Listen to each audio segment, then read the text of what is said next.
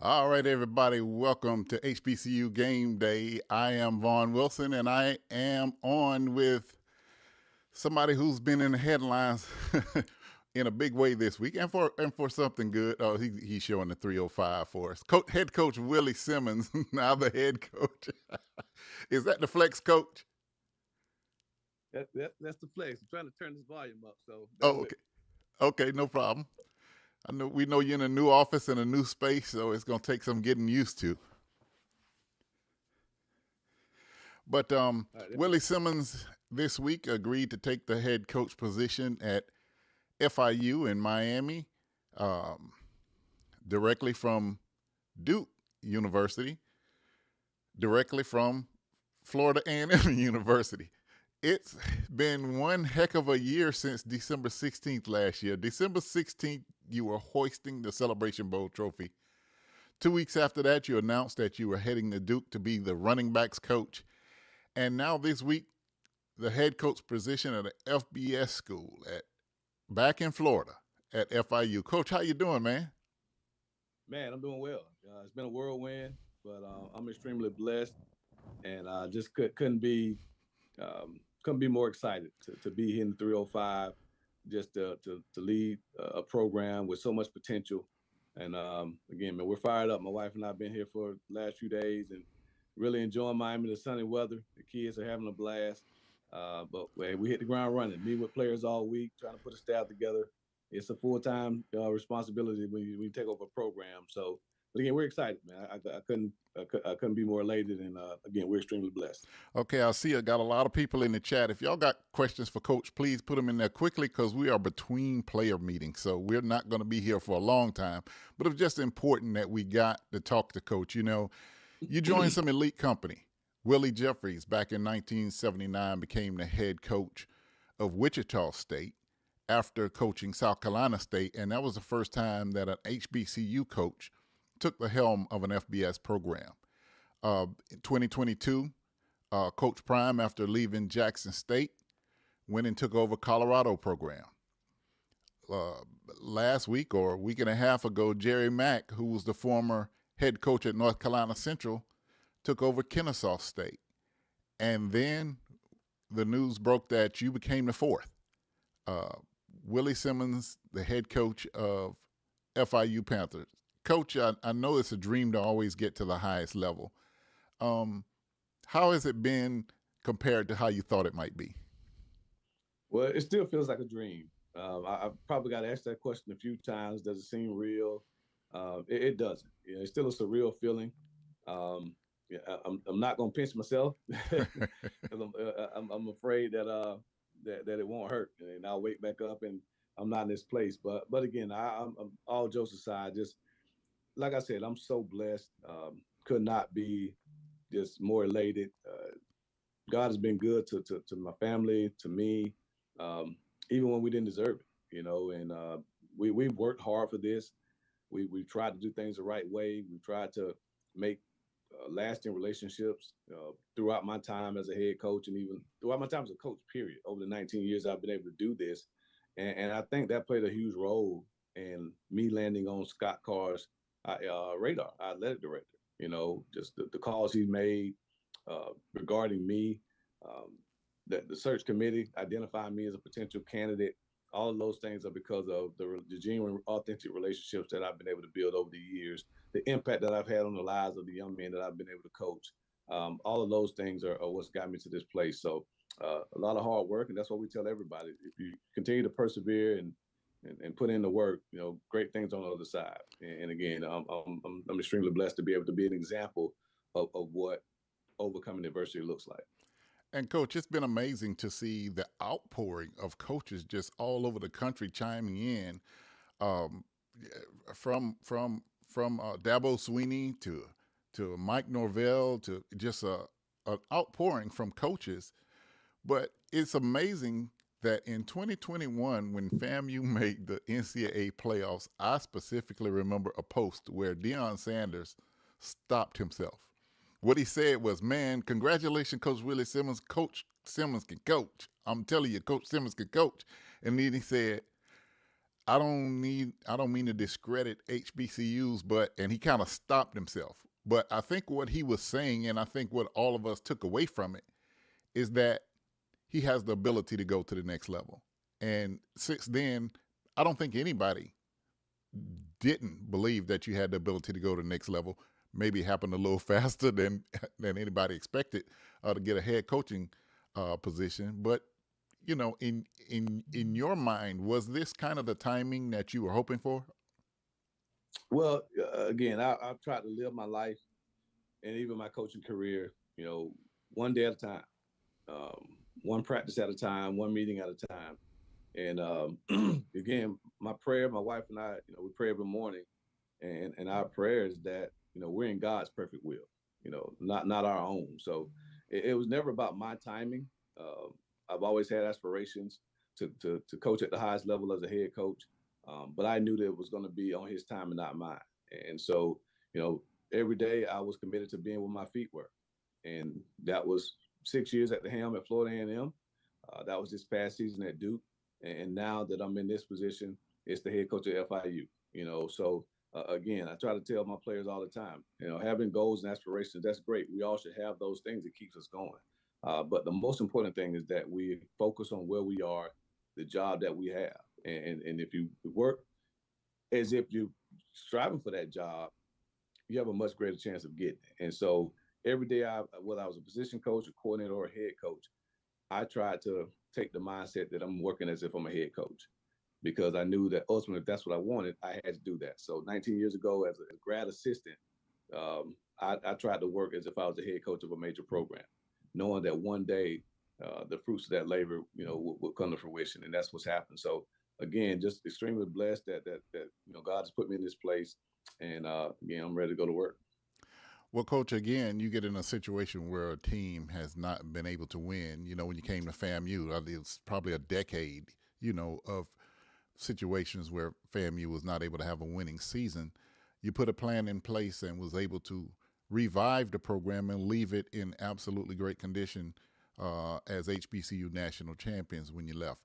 Um, how much have you evaluated uh, the plan to try to revive the Panthers back to some of their better years? Well, yeah, obviously, yeah, we have a plan to come in and you know, get this program where it needs to be.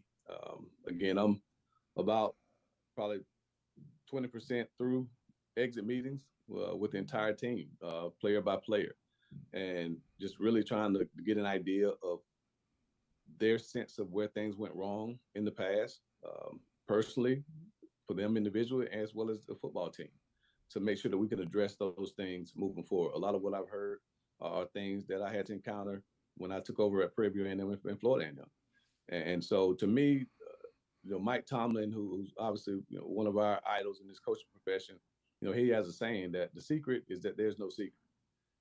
I think the pathway to success is the same, whether you're a football coach, whether you're a media personality, a CEO, you know, a salesman, whatever it is. I think the quality, that's why, you know, a lot of football coaches read books from successful people in business. That's why a lot of military people read books from successful football coaches, because it all ties in together. And so the plan that we have is the plan that I think a lot of people use to raise output, because it's all about the young men. So my job is to get the very best out of these young men. If I can come in with the coaching staff that we're going to put together, the support staff, if we can come in and get the very best out of these players, we'll win. And the sooner we do that, the sooner they buy in, the sooner the success will come. And I gave the players at Prairie View that same speech. I gave the guys at FAMU that same speech. And it's the same speech I gave this team last Saturday. So the quicker they buy in, the quicker we all understand what it takes to be successful, the quicker we'll hoist that championship trophy in. My plan is that it happens a lot sooner than later. Well, Coach, I know you're between meetings, so I'm going to try to get through this. First off, yes, Stephen Campbell mentioned that Charles Huff just took over at Mississippi State, Southern Mississippi. He was formerly a coach at Hampton, so he's another coach that we add to the cog of coaches that have come through the head coaches. Head coach. He wasn't a head coach, he wasn't a head coach, but Yeah, initially, but we just gonna throw him in there because we just are very proud of him to make You to cut come. out, Vaughn. I can't hear you. Okay, we're just very proud of him. Can you hear me? Can you hear me now, Willie?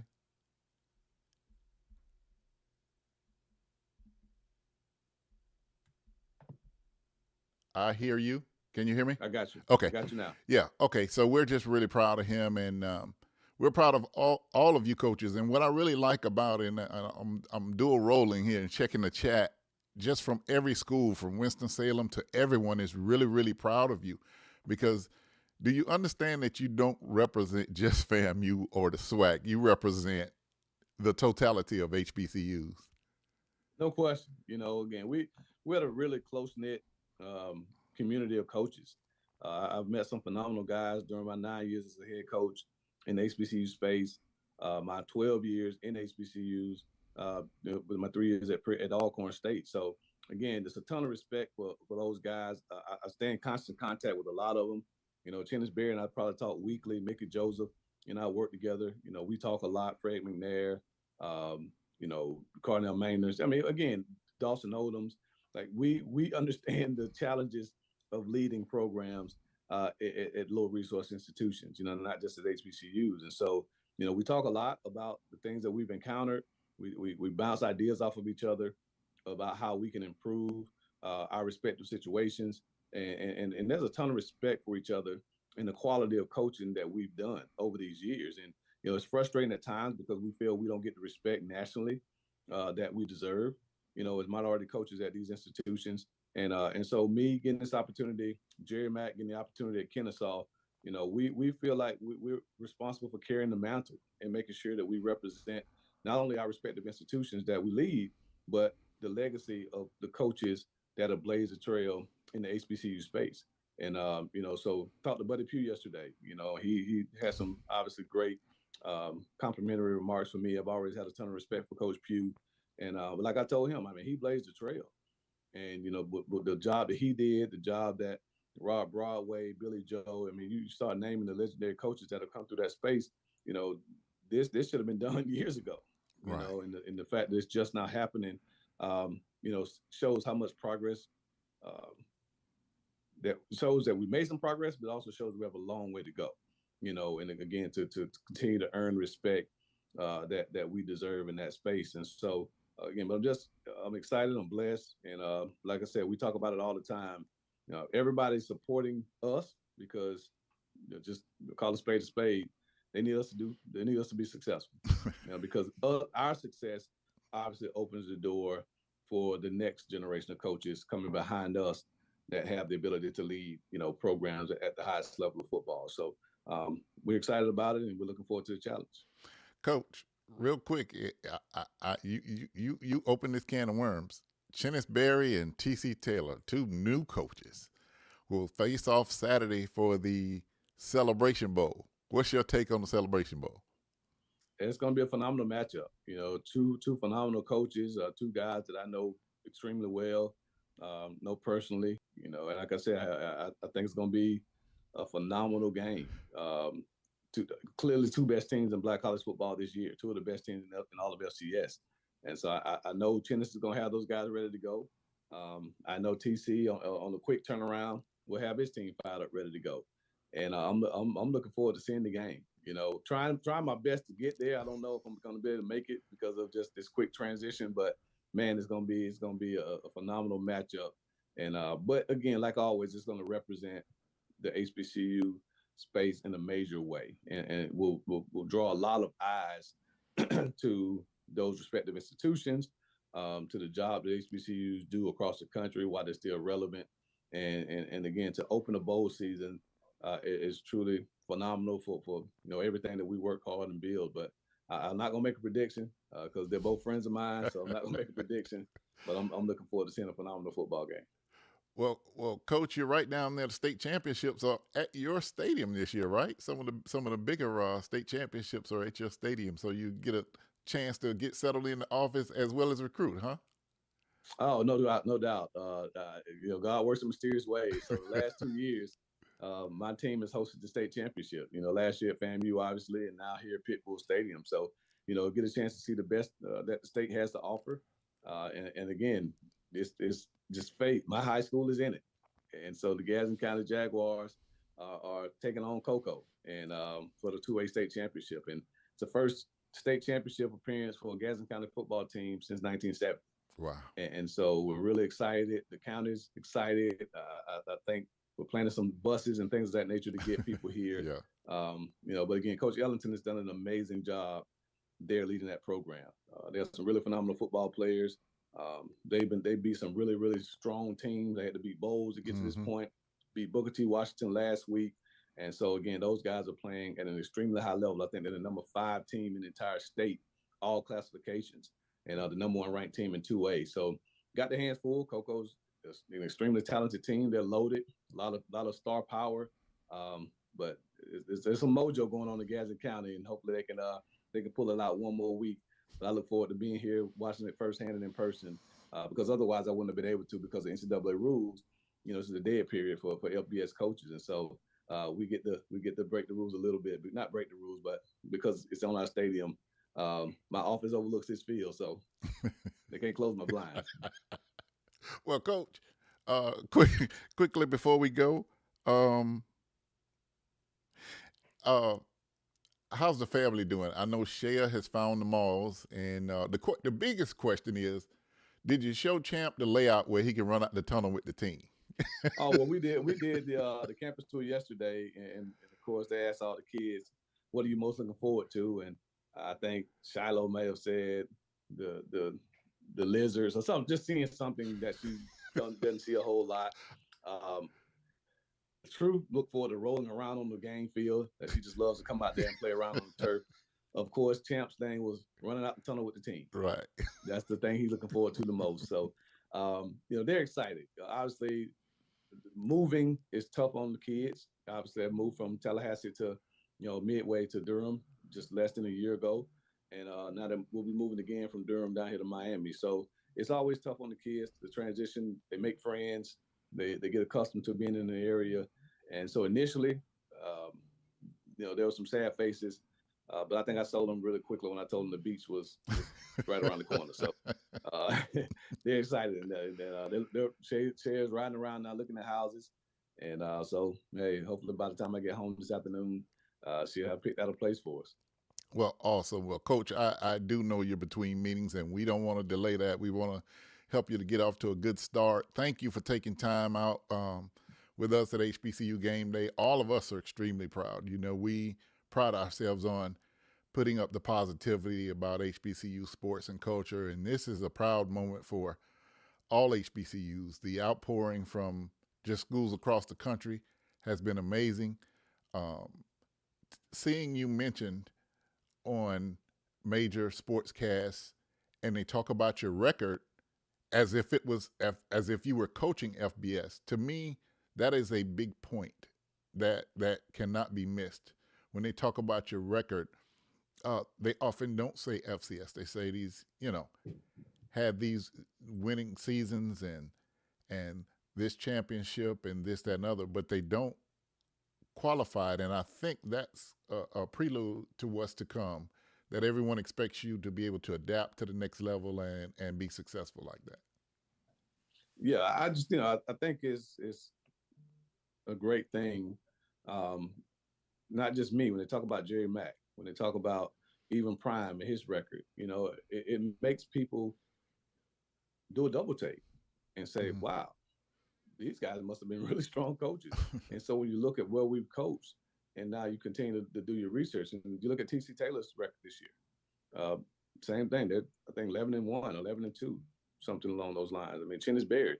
Chennis has only lost 2 regular season games in the last 3 seasons. He was undefeated in the regular season 2 years in a row at Benedict. And then he came to South Carolina State in year 1 and has gone 9-2. So he's only lost 2 regular season games. And one being a nail biter to FAMU the first game of the season, the other being to an FBS opponent. And so, like I said, those guys can coach football. And when people really understand the challenges that we have, budgetary restraints, a lot of the state laws that we have to abide by, that restrict us in many aspects with admissions and those type of things. to have to put a product on the field that's competitive week in and week out, it takes a lot. And so the respect that I have for those guys, in many senses is even more than the respect I have for the Dabo Sweeneys, the Mike Norvells, the Brent Keys, the guys that came out and showed their support for me. Because, not saying that there aren't challenges at those places, there are, but nothing close to what we've had to deal with, being at the institutions that we've run and led over the last few years. And so that's why we're so adamant about drumming up support, and providing those opportunities for these young men to be successful. So again, it's never been about me, never will be about me. But I'm excited. I'm just as excited for Jerry Mack as I am about this opportunity. Just like I was excited for Coach Prime when he got the job at Colorado. I'm excited for what's in store for Chennis Berry, because I think he's going to be the next guy in that conversation. I'm excited for T.C. Taylor, Trey Oliver. Again, you look across the HBCU landscape, even the guys at the D2 level that are crushing it. Sam Shea had a phenomenal year there at Miles. And there's got the guys in the CIAA, doing a phenomenal job. And so there's some amazing coaches in this space. I just hope that we continue to get the recognition that we deserve, and that we can continue to close the gap of the amount of minority coaches that are leading, major college programs, because the number is still too small, in my opinion. Yep. And I just want to do one that we always leave out, and not on purpose, but the job Eddie George has done at Tennessee State. I was so proud watching them play Montana. Really, really strong team, really strong program. And just because they're in Ohio Valley, and we normally, when we say HBCUs, we think of the four conferences, but our independents are included as well, and we often leave them out. So yes, and Eddie George has done a phenomenal job up at Tennessee. No question at all. You're right. It just slipped my mind, but the job he's done this year, 9 wins at Tennessee State, the most in a very long time, and just the program that he's running there. Again, like I said, you can roll out a list of coaches that are kicking behind in the HBCU space. So again, I hope that people recognize that. I hope the alumni bases appreciate that. The administrations, appreciate the job that's being done at those schools. And I hope media is taking notice as well, to continue to push those narratives that those guys are phenomenal coaches, and that, because that's who ADs look to, that's who search firms look to. A lot of times media like yourself, and that's why I always appreciate the job that you've done. But a lot of those people look to what the media says, who the next up and coming people are. And so my name always showed up on those lists the last few years because of, the media pushing me. But I hope that they continue to push those gentlemen as well, because they're doing a phenomenal job. Not that I'm trying to pull more coaches from HBCUs to the highest level, but that creates a pathway for other great coaches. There's some great assistant coaches there at the HBCU space, coordinators now, who deserve to run their own programs. And so, again, the cream rises to the top. And so the more we get these opportunities, the more it creates opportunities for younger coaches to come up and lead their own programs. And it just continues to uplift the profile of HBCUs, because we're gonna be around for a long time, forever. And football at these places, the sports in general, needs to be talked about with the same level of enthusiasm that we talk about the FBS space as well. Well, Coach, we appreciate you, and on behalf of the whole crew at HBCU Game Day, we were really excited when you agreed to do this interview with us, because people just want to hear. Like I say, it's a big deal in the HBCU space, period. Just as Shedeur did the other day when he won that Unitas Award and said, hey, people thought it wouldn't translate what I did at an HBCU to the highest level, but here I am. You don't necessarily have to say it, because if you go out and continue to build this program and are successful there, your works will speak for you. So we're hoping much success to you. Obviously, to Coach Jerry Mack, who revived NCCU, Coach Huff, and Coach Prime to continue doing what he's doing. We'll keep our eyes on you, and don't be a stranger. Man, I'm always a phone call away. All right, he is the head coach of the FIU Panthers. His new symbol is paws up now, and he's in Miami about to rebuild FIU, hopefully to championship caliber. Head coach Willie Simmons, thank you for joining us today for HBCU Game Day. We're out. Appreciate you guys. Pause up.